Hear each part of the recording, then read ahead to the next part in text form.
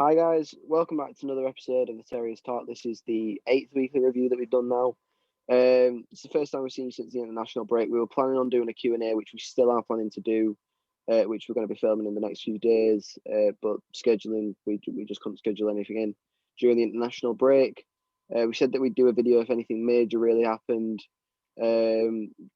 apart from the signing of Rumanias, which has happened since.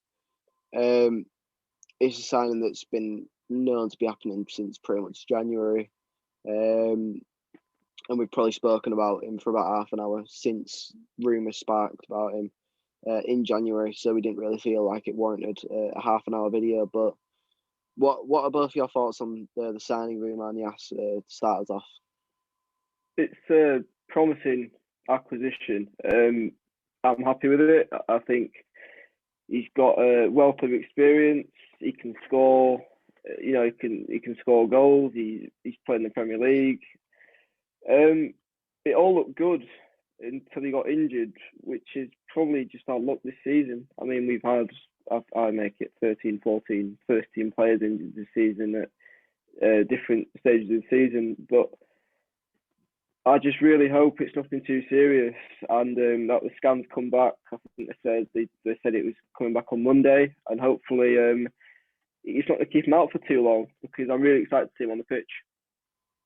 Yeah, definitely we all are. And as we found out, Nias was injured. That wasn't the only injury-related news we had. And to start on a sort of sour note, Carlos Corberán mentioned that Schindler, he's not likely to see us playing again. I think he said it's hard to see how he does play again for us.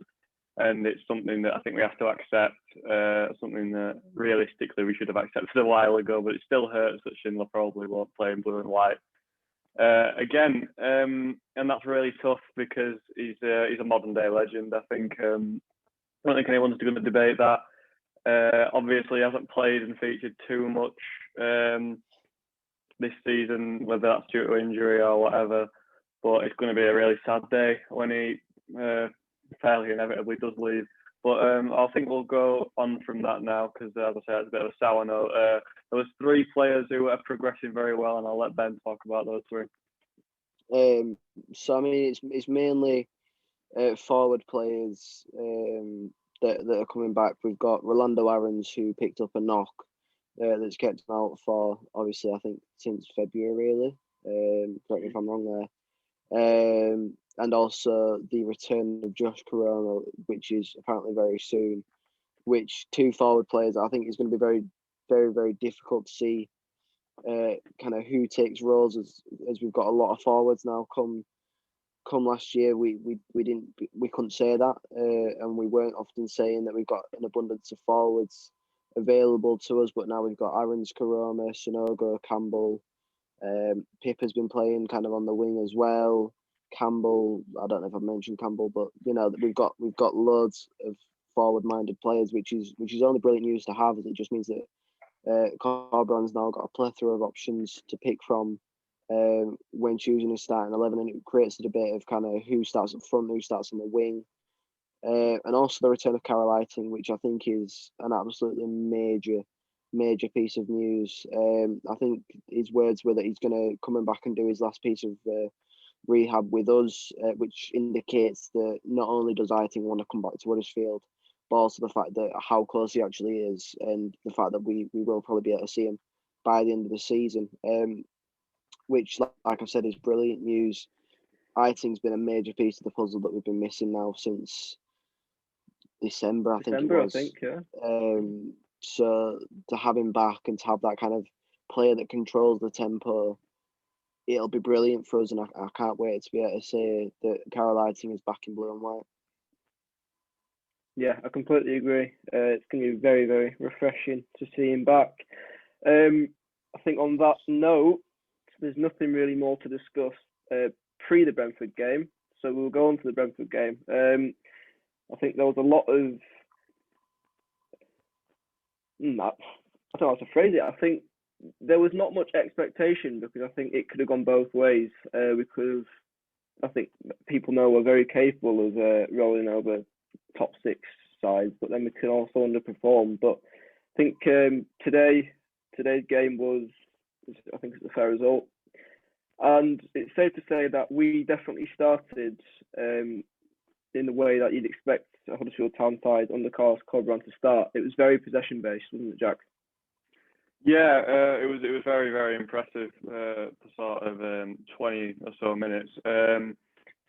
Yeah, we dominated the game completely, and we got to the perfect start. I'm not going to even attempt to pronounce the name of Brentford's right back today, who looked shaky all game, to be honest with you, and he didn't start off well giving the ball away. Vallejo has done fantastically well to win the ball, and Lewis O'Brien just takes a touch to get out of his feet, and he blasts a shot low and hard, and David Raya, who was out of his goal at the time, call it bad goalkeeping, call it whatever you want, it's gone in.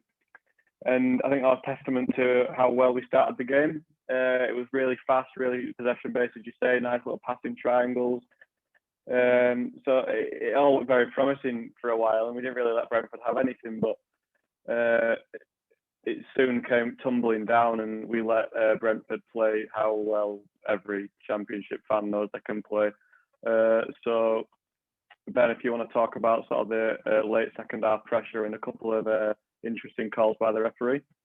Well, I mean, I think that if Vallejo wouldn't have gone off, I think that we wouldn't be speaking about this, because Vallejo was absolutely brilliant in the first 25 minutes, 30 minutes, and obviously he's going to be a massive loss. We were speaking before we've gone live about how we think it's a concussion protocol, which, if we're correct in saying, I think that means that he's out for 2 weeks if it is a concussion. If not, then we might be able to see him on against Norwich, but I don't really think that will be the case, if I'm completely honest with you.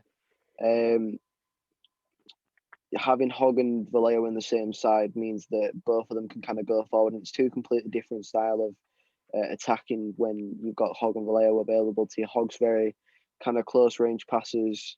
He doesn't really have as much of a field of passing range as Vallejo does, whereas Vallejo can simply play it out wide in 20 seconds with his eyes closed. It's completely different styles of players, and when we lose that kind of player in Vallejo, who also sits back as well, it means that Hogg no longer really has the chance to kind of create that unpredictability going forward, because he has to sit back, and it means that really there's two very clear roles there. Hogg defends and Bacuna attacks, whereas Hogg and Vallejo kind of mixed between the roles. So I think it's a massive loss for us, as it just takes away that ability to be kind of as dynamic as we were. And obviously there was the multiple penalty calls. Personally, I think refereeing standards, we spoke about it so many times on the channel, it's so poor again. I think there's definitely at least one penalty in it, potentially even two, just in the first half. It's just poor, and although it's gone in our favour, if that goes the other way, we're going to be complaining about it non-stop for the next 5-6 weeks. And I really don't understand how the ref hasn't seen it, how the fourth official hasn't seen it, how the linesman hasn't seen it, to be honest, because it looks quite clear from the replay. Obviously, in real time it might look different, but on the replays it looked crystal clear there was at least one penalty there. Yeah, I completely agree. I think the most obvious one, you could argue the linesman's view is kind of obscured by even Tony, but you've got an instance where the ball's clipped over, Naby Sarr's trying to take it down on his chest, and it rolls straight down his arm. And as a Huddersfield Town fan, for that not to be given a penalty is great, but it's also like, why? How is that not a penalty? I think both Jack and I tweeted at the time, around that time, because there was a few questionable decisions being made. I think there was one where one of our players was, I think it was Naby Sarr who shoved someone over, and we got the free kick. And I'm like, well, I'm sorry, but I think anyone who doesn't even watch football could, see that for foul. And going back to my point, I think both Jack and I tweeted that you've got to feel a certain way, and you kind of got to feel sorry for the Brentford fans and kind of accept that this standard of refereeing is just not good enough. And we're not trying to sound like a broken record here, but I think all three of us have chatted about this on many different occasions, and quite frankly, it's just not good enough. And I think that evokes the debate of VAR. Should it be introduced? But if it is introduced, the people behind VAR need training. They need kind of brushing up, and it's all. I think football was once a game where people can express themselves, people can enjoy themselves, but you've got the debate where VAR is too precise, but then you've got the referees making errors, and it's just you can't really find a section of ground where it's like, yeah, I'm happy with the referee. And I think I'm speaking for many Championship fans across the country where I can say the referee needs to change, because it's a weekly instance where there's one massive big call which just isn't officiated in the right way. Yeah, definitely. I'm very outspoken on my views of referees, especially English referees. I often bring out, it's like a little party piece, but there's I think it's been going on 10 years now that English referee has been at a European or a worldwide tournament, which speaks volumes. Yeah. So I do think something needs to change. Whether that's I don't know. I don't employ referees. I don't know what the process is, but it can be better. Whether that's getting more in from overseas, different countries, you never know. But it wasn't good enough today. There was a few questionable calls for going against Huddersfield, but I think today we can feel quite let off. But we'll go on to that later. And speaking of second half, pretty much I think it was around the 50th minute, Brentford equalised, and here we are talking about the referees yet again. It was our throw-in that the ball came from, and there was a question of handball from Pontus Jansson, I believe, in the box. Yep. But anyway, forget that. We've talked too much about the referees. Naby Sarr, a brilliant off-the-line clearance after everyone else pretty much goes to sleep. But the ball's back in, and I think it's Sorensen, the left-back, who equalises. It just was a very scrappy goal for a very scrappy game. It was really disappointing to watch. You could see it coming from a mile away, though. Brentford were growing into the game. They had some good chances. I think Mbeumo missed a couple of really good ones late on in the second half. But it was coming. It didn't stop the disappointment, as it so rarely does. But that's 1-1. And at that point, I was fearing the worst. I couldn't see anything but Brentford coming back and winning the game. They hit the post like really soon after Ivan Toney. But yeah, that was their first goal, I should say. And but soon after, Carlos Corberán went for a sort of change of tactics, I suppose. And he subbed on Richard Stearman and went to a back three. Now, Ben, how do you think that affected the game? Well, I mean, just touching on the goal, really, it's a case of Huddersfield Town so many times this season. It's just a case of we need to stay in, like, just focus until we return, until we get back possession. And it's something that we struggled on all season, and it's something so clear that happens 9 games out of 10.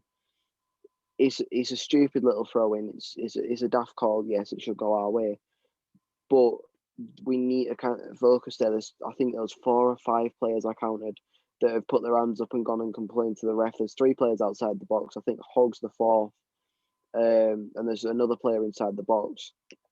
And it's just sloppy. Sarr does brilliantly, but players just aren't turned on. And then literally a minute after, Ivan Toney, who has 28 goals this season, is just allowed to run through and get a shot off, which is so daft, and we should be punished for it. And we're lucky that it's just not even centimeters, like millimeters off the inside of the post. Because if that hits the post at any other angle, that's a goal. And we're filming this in a completely different mood. But I feel like the 3-5-2 massively helped. It's a formation that we've spoke about multiple times in the past, and we've kind of moved to it since the injuries to players. I really like the 3-5-2. I'm a massive fan of it. I think it works for us. It allows our fullbacks to go up and down. I think really our fullbacks are better at attacking than they are defending, if I'm being brutally honest. And I think it really offers us a good a good stability and a good kind of variation of things to do. The three defenders, Stearman, Keogh, and Sarr, are all brilliant. They're experienced. So I think that whilst they're not potentially our best back three at all, I think they are three very strong defenders. And Keogh again was brilliant today. Yeah, I completely agree. And you just mentioned the three out and out defenders. I think they did a really good job of actually nullifying the threat. Because this afternoon we had the hottest property in the Championship. I think Ivan Toney scored more goals than the club he was sold from, Newcastle, this season, which speaks volumes. He's an absolutely top quality player. And apart from hitting the post once, I don't really think he had a sniff, which is really a testament to how far our defence has come, because I remember at the start of the season, goals were just leaking in. And I know you could say it's the same now, but I think Carlos has shown his versatility with formations. He's gone 4 at the back, 3 at the back, 5 at the back. He's done all sorts. And I think people are quick to complain about our formations and how the team are performing. And some of that, yeah, that's fine. But you've got to think this is an inexperienced manager. This is his first job. He doesn't know the squad as much as he'd like to. Where, to be honest, we're playing with very limited resources, and injuries haven't helped. So I'm just really looking forward to next season, where we can really establish a formation and get our players playing for the shirt. So I don't think there's much more to say about the game itself, but there's a lot to say about the performance of one man, and that's Lewis O'Brien. So Jack, I'll let you start off on that. How good was Lewis today? Yeah, I've said my fair share of things about Towns Midfield as a whole while we've been doing this podcast, especially Lewis O'Brien. And that's how good he can be, and I think that's why I'm so critical of him. Because that is Lewis O'Brien. That is the darty runs. That is the perfect passing. That is the energy and the aggression and the tenacity. It's just what I want to see. I want to see that more often. He was top quality. It was Premier League standard today. Obviously, the goal. I think the goal was probably the least impressive thing he did today, because he was just that good. He was really good. I'm very pleased, and I say it every time he has a good game, but hopefully he can kick on and get some sort of consistent form going. And another man who struggles for consistency is Juninho Bacuna, he came on after 25 minutes, and I'm his biggest fan, but he was very poor today. He didn't do much right at all. I'll let someone like Ben, if you want to talk about Bacuna's performance today. Yeah, I mean, I've already said, but Bacuna provides a completely different aspect of just a midfield player to Vallejo, and I think that Vallejo stays on. I think that the game's very different. I think Bacuna he had moments where there was aspects of the Juninho Bacuna, we all love, the kind of where he's down on the touchline towards the end of the game, and he was just very physical on the ball, holding players off, which is what we want to see really from him. But we didn't see it enough, and I'm being quite frank when I say this. He just, if that's how he's going to be as consistently as he has been all season, he's just not worth the hassle. And as good as a player as he is, I think there's other players that we can rely on, and I think Bacuna on his day is one of the best midfielders in the league. Don't shoot the messenger there, but I think he is. But when he's not on his day, he's one of the worst, and he's such a seesaw player as such, and it really is frustrating that we have a talent as good as he is that is also so inconsistent. And I mean, with his contract running out in the summer, I think we have the option to extend. But I just want to touch on another player whose contract is expiring in the summer, which is Eiting and Mbenza, who I think he would have made a difference today. But the fact he didn't even have the chance to, I think that speaks volumes. So, Jay, what's your opinions on the Eiting and Mbenza situation? I'm on the fence, because as much as he's given us, he's given us many points this season that we wouldn't have had. He's one of those players who on his day, you can rely on. He can beat a whole side, but to be honest, was it 11-12 million pounds we got him for? Yeah. something like that. It's just for him to have one good season out of 3 for a £10 million player. Is it worth keeping?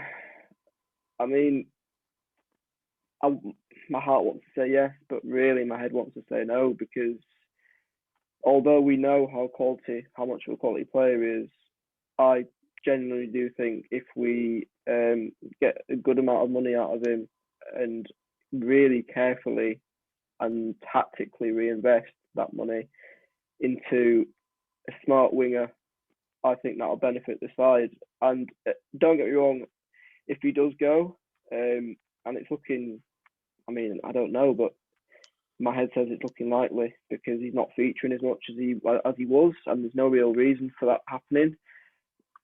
It'll be sad, but I think it's also an opportunity for our board, our management, and our recruitment team to show their capabilities. That's really all I've got to say about Mbenza, because he's one of those players who can give you joy, but also give you a lot of frustration. Yeah, I totally agree. I'll just touch on it very quickly. I imagine with both of those players, I believe we have a clause for both. I'm certain that we have one for Bakuna, but I'm on Mbenza. But I believe that we'll probably extend both of those deals, and whether they stay on or we get a fee for them, who knows? But what will happen will happen. So I think we'll just touch on a few more good individual performances. Ben mentioned Keogh, who was very solid. D'Amico Dahani, who we don't see that much. I think we came to the sort of conclusion just before filming that he had a shaky first half, but in the second half he looked quite assured and he put some nice good passes through. He could have scored. I think if he'd have took that first time on his right rather than shopping on his left, could be a different story, but you never know. I thought DD was all right today, but I think that about does it in that department. So if we look forward to Tuesday night, Norwich on Sky Sports. Ben, what are your thoughts on that game? It's another promotion candidate, if you will. What do you think? Well, I'm expecting prime Barcelona again, because that's realistically us every time we play against a top 6 team, which is it's brilliant to watch. It really is, because it's Little Huddersfield. Then teams always kind of kick off about it after, and it's a joy to see on Twitter. But realistically, it's so annoying that we perform so well against them better sides, and against the bottom 6 sides we perform so poorly, which is why I think that this week has to be done correctly. If we go out there and perform how we did today against Brentford from the get-go at Norwich, I think there's a chance we could get something out of the game. I know, call me delusional, but I do think there is a chance, because Norwich have looked a bit shaky at times of recent. And, Rotherham, that is, I'm going to say, I think that's the biggest game of our season. Yes, they are below us, but they have games in hand. And if we want to prove that we are going to distance ourselves from that pack, not only this season, but for next season and going into the future seasons after that, I think that Rotherham is a massive game that we need to show intent from the get-go, that we aren't here to, kind of mess about with it. We are here to put in performances, and we are here to graft for a result. And that is something that we haven't seen too much this season, but it's something that is so desperately needed on Saturday against Rotherham. Yeah, I completely agree. And you said there's a chance. I mean, there's always a chance.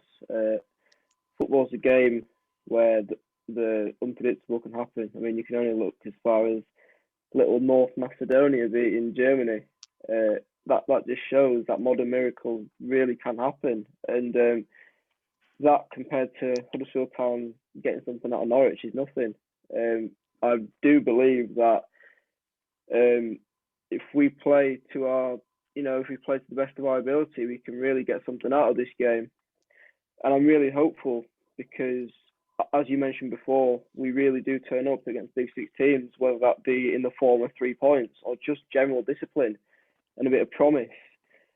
So, if you ask me for my result, my score prediction, I really couldn't tell you, because I think, ask me 5 minutes, 10 minutes into the game, I could give you a rough estimate. But it's one of those games which can just go it can go either way. I'm not going to kind of pressure you for a score prediction, lads, but if you were to see it go one way, realistically, which way do you think it would go? Can I pass? I don't want to comment on that. I'm going to leave that to Ben. I mean, I've had a look at the previous results. They're off the back of 2 draws against Blackburn and Preston, and I don't know if you saw Daniel Farke's press conference as well. He spoke about how he was struggling to get an 11 together. Yet, if you look at their 11 for yesterday, it's still an absolutely unbelievable team. You know, Timo Pukki, Timu Pukki, even sorry, Kieran Dowell, Mbenza, Todd Cantwell. You know, there's still so many good players in that squad that they were struggling to get an 11, yet are still fielding a team like that. I think there's definitely a chance that we get 3 points, but I kind of want to pass the same as Jack. But I'm going to say that I'm going to say 2-2. Fair enough. Yeah, that's all very fair enough. But I think with that interesting prediction, I think we'll leave it there for this week. So thank you once again. We've been off for a little bit, so thank you once again for watching. If you'd like to like and subscribe, share this video around, we really appreciate that. But yeah, that's it for this week. We will see you next time covering Norwich and Rotherham. If you celebrated, happy Easter and have a good week, everyone. See you later. Bye.